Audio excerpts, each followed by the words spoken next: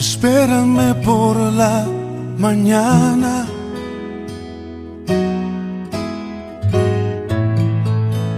antes de que salga el sol, antes que comience el día, quiero darte mi canción.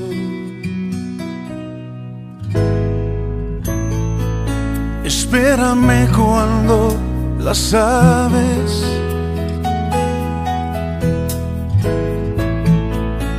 aún no empiezan a cantar, cuando todo está en silencio, yo contigo quiero hablar.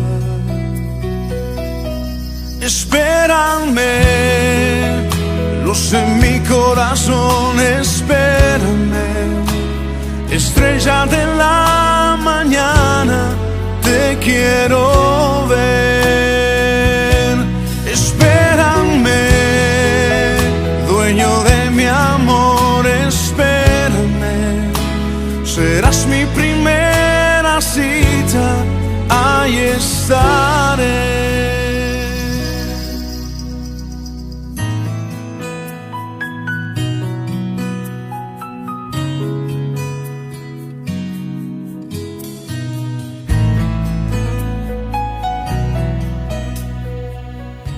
Somos del bando del crucificado, decía Teresa de Jesús, y es que en definitiva, mirando la imagen de Jesús en la cruz, como la que nos acompaña, o mirando estas imágenes devocionales que constantemente nos atraen a nosotros en el corazón, en la plegaria, en la súplica, en la alabanza, en la petición, y ante las cuales encendemos velitas que expresan nuestro ser orante, necesitado siempre de auxilio, de protección, de vida, de amor, de cariño, de presencia. Estamos nosotros ante una palabra, la palabra del Señor. ¿Qué nos dice el Señor? Creciendo en Jesucristo a los pies del Maestro. Es siempre como ese navegar hacia la profundidad, mar adentro, de ese misterio insondable de Dios que nos revela nuestro propio misterio. Un misterio hecho de luz, de sombra, de posibilidades, de una capacidad absoluta de infinito. La puerta de todas las verdades, del conocimiento y de una sabiduría que viene de lo alto, es la oración. No tanto los rezos, es la oración. Quiere decir, cuando tú y yo nos disponemos a escuchar, a entablar una relación cordial, de diálogo, de amistad, de reconocimiento, de saber que el otro tiene para mí algo que entregarme, que yo ante el otro tengo para ofrecerle toda mi vida.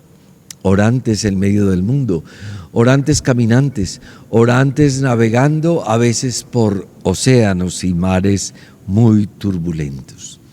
Comencemos esta pequeña reflexión de hoy para seguir creciendo con amor en Jesucristo, orando. A veces iré distraído, y a mi lado serás peregrino ignorado, pero tú has de notar. Puede que vaya sumido en fracasos, rumiando derrotas, lamentando golpes, arrastrando penas, sin ver el sol radiante, la vida que bulle, la mano tendida. Pero tú, Señor, por favor, toca mi hombro y despiértame. ¿Acaso perdido en palabras, no escuche tu voz, descubriendo lo escrito en el cielo, en la historia, en el acontecer de cada día? Pero por favor, tú, Señor, grita. Quizá no te lo pida, no te abra la puerta ni me dé cuenta del hambre que nos oprime, pero tú, Señor, por favor, quédate. Tal vez al conocerte te quiera retener en mi casa y a mi mesa, apresando el instante. Tú te irás de nuevo dejando en mi pecho el fuego de 1000 hogueras y la alegría de un reencuentro. Qué hermoso, poemas orantes, los que saben decir lo que a veces nosotros queremos decir, pero no tenemos como palabras. Estos poetas orantes lo describen, lo escriben y tocan nuestro corazón. Quédate, Señor, peregrino tantas veces ignorado. Puede que nuestro camino, y eso es lo que hay que estar atento y en un gran discernimiento, es que vaya sumido en fracasos, rumiando derrotas, lamentando golpes, arrastrando penas. Y qué ironía, cuando el mundo habla de felicidad, de tanta luz, de tanto optimismo, de tanta alegría, de repente la orden del mundo lo que hace es que acrecienta en nosotros nuestra pequeñez, lo minusválido que a veces nos experimentamos, y revela ante todo el oropel del mundo pobrezas que se sumen en nosotros, llegan a nosotros y nos carcomen el corazón. Por eso le decimos al Señor: toca mi hombro, despiértame. Despiértame del letargo, del fracaso, de la tristeza, de la angustia, de esos pensamientos obsesivos que me roban la esperanza y que me quitan a mí la posibilidad de la vida. Esto es, en definitiva, de caminar con sentido. Puede que no lea lo escrito, como decía el poema, en el firmamento o en la historia, en definitiva, lo que la Iglesia nos ha enseñado desde hace mucho tiempo: leer los signos de los tiempos. ¿Qué quiere decir eso? ¿Qué está aconteciendo en nuestra vida nacional? ¿Qué está aconteciendo en nuestra economía? ¿Qué está aconteciendo en la política mundial, pero también en la política local? ¿Cómo está el discernimiento de nosotros ante esos acontecimientos? ¿Cómo los leemos? ¿Qué postura tomamos? Tal vez, Señor, al conocerte, te quiera retener en mi casa. Señor, deja en mi vida la alegría de un reencuentro. A los pies del Maestro. Les decía al comienzo de la reflexión que nos acompañan en el fondo dos imágenes muy queridas: la imagen de Jesús crucificado, la imagen del Señor caído, que la he puesto en este tiempo, que también inaugura la iglesia, para que la gente tenga en esa imagen tan querida pues un lugar igualmente de discernimiento, de oración, para que a través de ella podamos encontrar todo el misterio redentor, amoroso del Señor. Imágenes que nos hablan al corazón y que están diciendo algo a nosotros. En una mirada superficial se podría decir que el cristianismo como que magnifica el dolor o el fracaso o las cruces o las tristezas o las penas. Otros dicen que el cristianismo lo que ha hecho es simplemente prolongar la culpa del hombre de por vida. Nada de eso. Yo creo que estas imágenes lo que nos quieren regalar es otra palabra. Y mirándolas recordaba esa expresión tan fuerte que hay en el Evangelio cuando Jesús está clavado en la cruz, cómo es objeto de burlas, cómo es objeto del sarcasmo, de toda la altanería del hombre que se cree dueño del otro y que lo puede retar también en su estilo de vida. Sálvate a ti mismo, bájate de la cruz, si tú eres el Hijo de Dios. Todos los que pasaban delante de la cruz, dice el Evangelio, le gritaban, le decían, lo retaban: si eres el Hijo de Dios, sálvate, sálvate a ti mismo, sálvate a ti mismo. Creo que de una u otra forma, a nosotros, hijos de Dios, que es la identidad que nos regala Jesús, nuestra verdad, por eso es el Salvador, porque comunica la verdad sobre nosotros.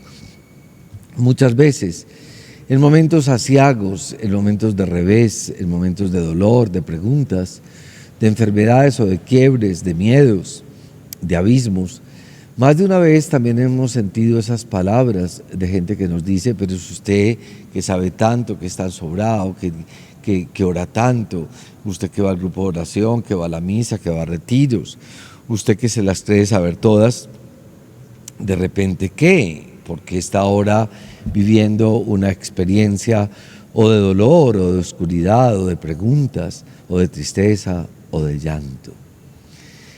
No te bajes, Señor, de la cruz. Yo quiero decirle hoy al Señor eso, en medio de todas nuestras realidades. No te bajes, Señor, de la cruz. Esa es exactamente nuestra reacción ante el sufrimiento. La reacción ante el sufrimiento ha sido lo que nosotros le hemos dicho a Jesús en aquellos que le decían: si eres el Hijo de Dios, sálvate a ti mismo, bájate de la cruz. ¿Y qué hemos buscado? Salvarnos a nosotros mismos.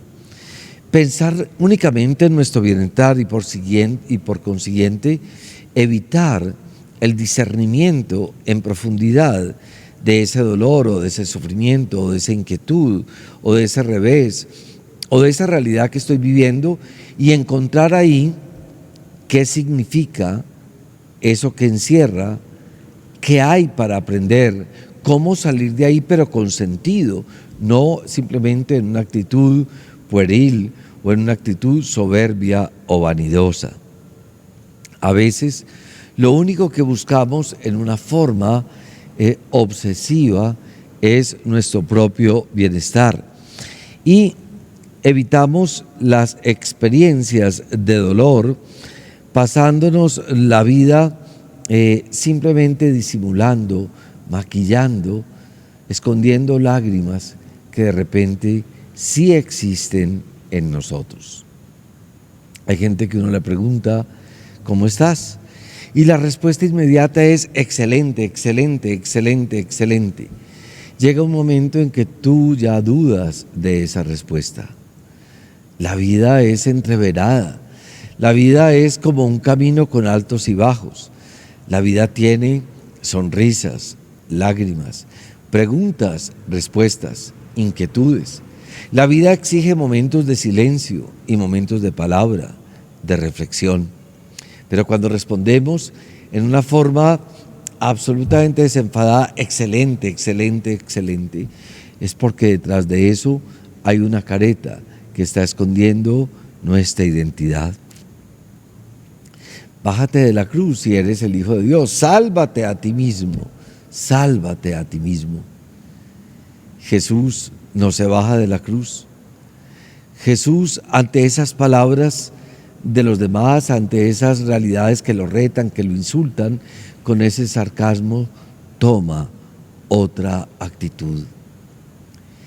Creo, hermanos, que para nosotros los cristianos, para los cristianos católicos, estoy hablando muy especialmente en este instante, que tenemos este tipo de imágenes, nosotros necesitamos un discernimiento muy serio a través de ellas. Primero, para no idolatrarlas, que nunca es el llamado de la iglesia, sino a través de ellas tener como una memoria de Jesús, una memoria hermosa que nos remita a su misterio, a su palabra, a la adoración, a la obediencia y al seguimiento.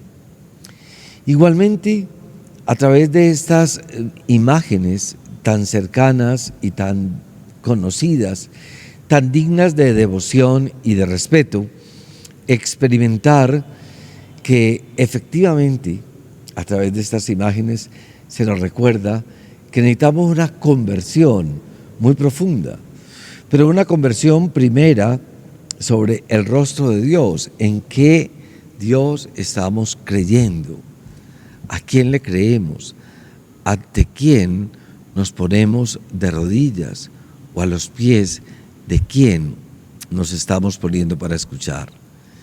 Porque estas imágenes están retando profundamente esas imágenes poderosas, omniscientes, inmensas que tenemos de Dios. Aquí tenemos las imágenes de un Dios caído, de un Dios crucificado. ¿Será entonces que Dios es como nosotros, que tantas veces queremos simplemente salvarnos a nosotros mismos, evadir toda pregunta ante el revés de la vida, sacar de ahí una enseñanza que nos haga crecer y que nos vuelva solidarios. Será que estamos ante un reto mayúsculo de conversión con respecto a la imagen de Dios. Será también que Dios es alguien que solamente piensa en sí mismo o en su felicidad, como nos lo pide el mundo. El mundo de hoy nos dice: no te metas en problemas, no tomes partido, no digas nada, mejor quédate callado.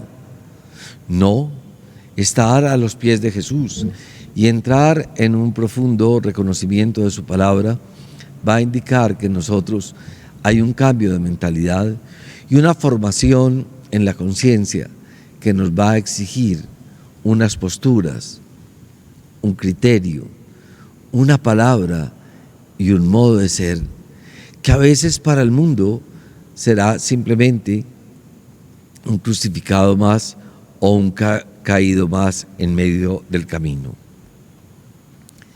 Bien, le estamos diciendo a Jesús: no te bajes de la cruz. Jesús no responde a la provocación de los que se burlan de Él. No responde, no pronuncia ninguna palabra. No es el momento tal vez de dar explicaciones. Su respuesta inmediata ante esos insultos y ante esos retos es que Jesús se queda callado, su silencio. Un silencio que es respeto a quienes lo desprecian, pero a la vez es una expresión de compasión, de amor, de misericordia. No, Jesús, no te bajes de la cruz. Otros te lo dijeron y yo te digo hoy: no te bajes de la cruz. Te veo en la cruz. No sé si es que me gustas, pero te necesito también cuando te veo en esta imagen ante la cual oro muchísimas veces. Jesús solo rompe su silencio para dirigirse, atención, al Padre con un grito desgarrador, nos dice el Evangelio. Asumiendo ese salmo: Dios mío, ¿por qué me has abandonado? Jesús rompe su silencio únicamente para orar, para entrar en relación con su Padre. Aquel mismo, ese Padre que lo ha acompañado siempre y ante el cual Jesús, y con su fuerza y en su espíritu, ha vencido toda tentación. ¿Recuerdan cuando Jesús se va al desierto y nos dice el texto que es tentado profundamente por el diablo? Es un texto teológico que resume también la vida de Jesús. Tentado siempre, no únicamente en el desierto, tentado desde niño hasta la cruz. Las últimas palabras que va recibiendo de la gente que lo rodea es una tentación: sálvate a ti mismo, bájate de la cruz. O sea, te muestran otro camino y te presentan la vida que has vivido como si fuera una profunda equivocación. Decíamos un día, reflexionando en torno a las tentaciones de Jesús, que Jesús vence las tentaciones ahondando en su código genético, esto es, ahondando en ese ser de ser hijo del Padre, en el Padre, solo en el Padre, con la fuerza divina, soy capaz de vencer todo camino que se me presente como una solución inmediata a lo que yo veo como la opción fundamental de mi vida. Sí, no pide Jesús que lo salve bajándolo de la cruz, solo que no se oculte ni lo abandone en ese momento de muerte y de sufrimiento extremo. Dios mío, ¿por qué me has abandonado? Pertenece a un salmo en donde los judíos, haciendo la primera expresión de ese salmo, el Salmo 21, pues equivale a expresar el salmo entero.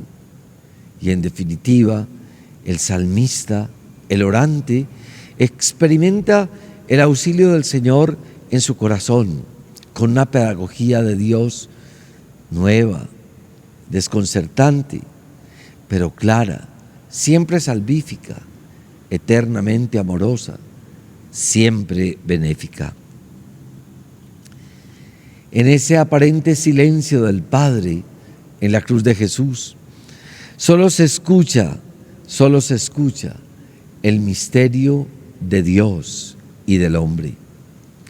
Solo podemos nosotros descubrir que Dios no es un ser poderoso y triunfante, tranquilo y feliz, ajeno al sufrimiento humano.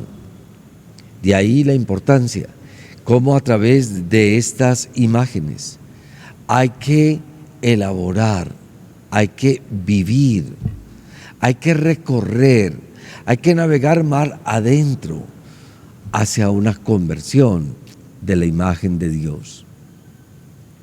No, en ella no aparece un Dios poderoso, triunfante, feliz con el estilo de este mundo, ajeno al sufrimiento.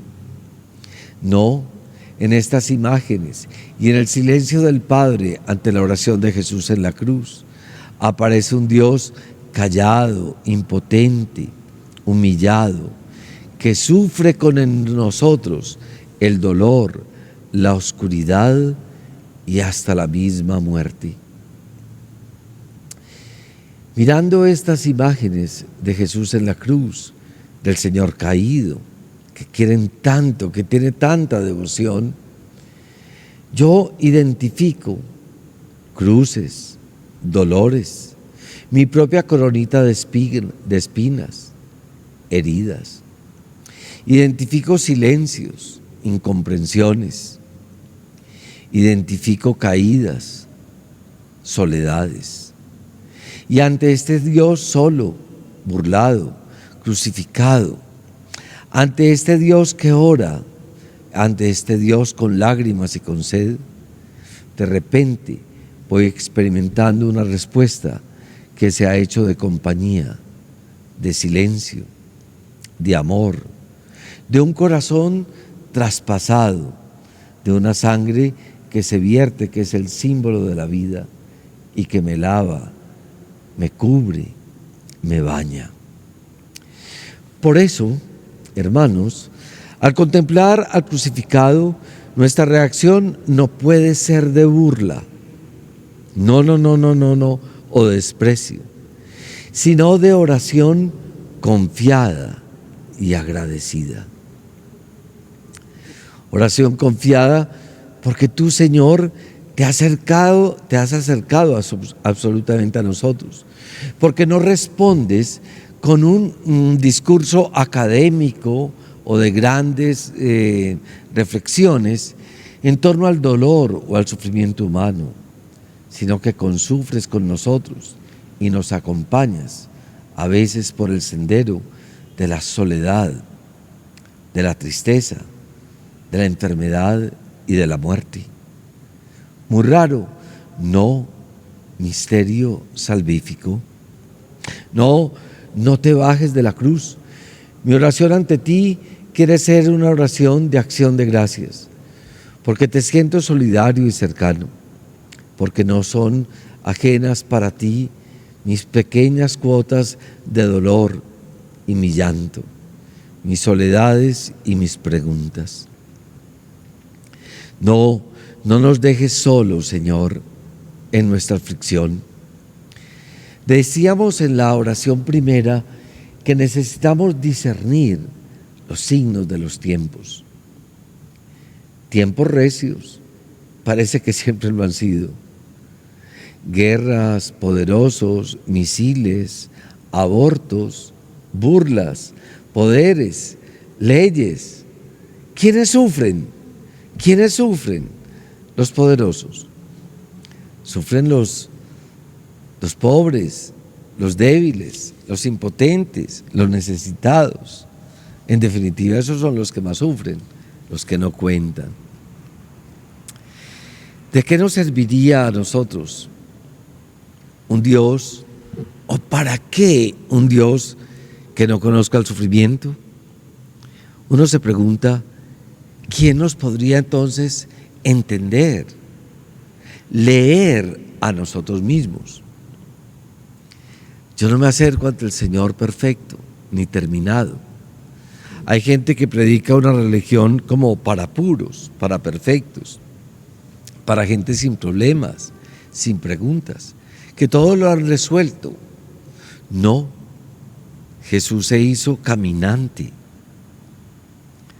Y en ese camino descubrió ojos ciegos, oídos sordos, pies entumecidos, manos amarradas, corazones paralizados, equivocaciones. Descubrió miedos y soberbias, altanerías y llanto. Y se hizo compañero de nosotros en medio de todos los vericuetos de la existencia para darnos una mano, una compañía, una luz, un discernimiento, una posibilidad para seguir adelante. Sí, tantas veces en el año y en nuestra oración contemplamos imágenes en nuestros templos o en nuestros altares familiares. Allá en lo íntimo de tu habitación, tal vez tienes tu Cristo y ante Él oras y lo miras y haces silencio y a veces lo besas y Él como callado, ahí crucificado. No te bajes de la cruz, mi compañero. Uno se podría preguntar,